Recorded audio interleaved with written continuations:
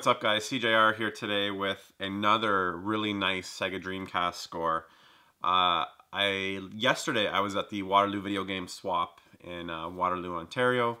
That full video will be posted maybe tomorrow or the next day, so feel free to check that out. I scored a really expensive Sega Dreamcast game for really cheap.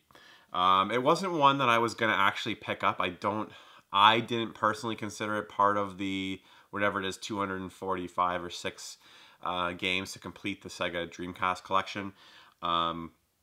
So I still am looking for 2 games. I'm still looking for Gigawing 2, and I'm still looking for Gunbird 2. So if you have that game and you're willing to trade or sell it to me at a decent price, contact me through Facebook. That's the easiest way. You can find my Facebook page pretty easily. It's just at CJR or /CJR, Facebook /CJR. Once again, thank you to everybody who's helped me out with this Sega Dream Quest. Today, I guess I'll start. Anyway, so this game isn't actually, it's a variant. So it wasn't part of the last 2 I considered that I needed. But beside the point of the other game I picked up, I also picked up this. This is NHL 2K. This is the All-Stars version. It was $2 in somebody's Snickle Fritz bin. So I figured I'd pick it up. I think I'm going to actually, I'm going to collect all the All-Stars versions too. I'm not going to actively seek them out, but over the years, if I find them cheap, I think Power Stone is the most expensive or uncommon All-Stars version. But if I can find it for $2, my point is I'm going to grab them and eventually get them all. So that was a nice find for $2. Okay, so right when the swap started, I found this table. It was the first thing I bought. It was before most of the people had come in yet. So I saw the spine, and it said, well, I'll just tell you what it is. I picked up Sonic Limited Edition. Saw the spine, Limited Edition. I just assumed it was going to be priced over like around $100. I was like, well, I'll see how much it is. I switched cases already. This is the case that it had on it.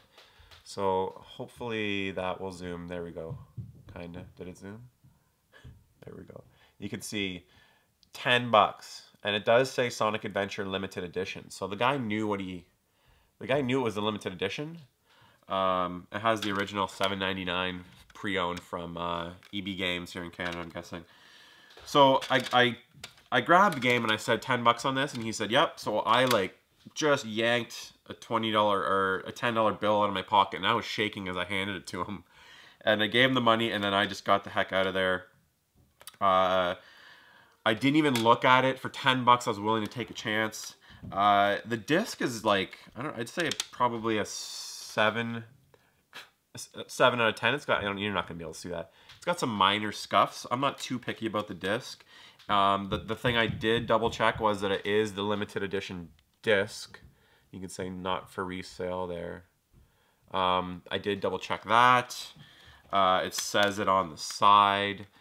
Somebody on Instagram actually today posted the differences of the artwork on the back to distinguish it from. It's my mom. To distinguish it from the original or standard Sonic Adventure. So yeah, I confirmed that this was the real deal before I picked it up. The one thing is the manual's missing this cover, and it had some, from what I know, it's Dreamcast. It was like an ad for the Dreamcast, because this game actually, I believe, was released before the Dreamcast came out. And it was used as like a rental with the system. So the deal with this game is you can find the discs relatively easy. But the case and the artwork and the manual is really hard to find because it was a rental game, so typically they threw those out. So that's what makes this game typically really hard to find. Yeah, so it's missing 1 page in the manual, but I'm beyond happy to get this for $10. I did notice on PriceCharting.com that it's only listed at $15. And the regular one is $10. So maybe that's what he did. He priced it off Price Charting. I'm not sure.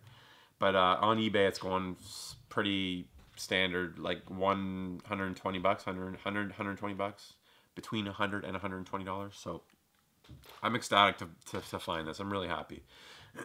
It was something that I wasn't really willing to spend that kind of money on. because I didn't really need it for the collection. I don't think there's any. I think the only difference in the games, it says something about the system will be released on 999, and I believe I read there might be some different camera angles. I'm guessing it's an early version of the version that was eventually released. It's the Japanese version, apparently. So, those are my 2 Dreamcast pickups for this Dream Quest episode. Really happy. I always keep an eye out for spare cases. That's one tip I can give you. At garage sales, I look for really cheap CDs that are in decent condition and have the plastic spine. And then I'll pick them up. If I can get them for like 10 cents each, I'll buy a whole bag. And I've still got a bag back there. I don't know if you can see it from like 3 years ago. I bought so many of them. Just in case you get a crappy case like this, you can just swap them out and it looks brand new. So anyways, guys, like I said, if you have Gigawing 2 or Gunbird 2, feel free to contact me through Facebook. I've got lots of good stuff to trade. So if you're into N64 stuff, I can definitely work out a good trade with you. But I've got a little bit of everything. So anyways, guys, thank you so much for watching, and stay tuned for the Waterloo video game swap video. That should be coming sometime this week. Anyways, have a good one, guys. Till the next episode.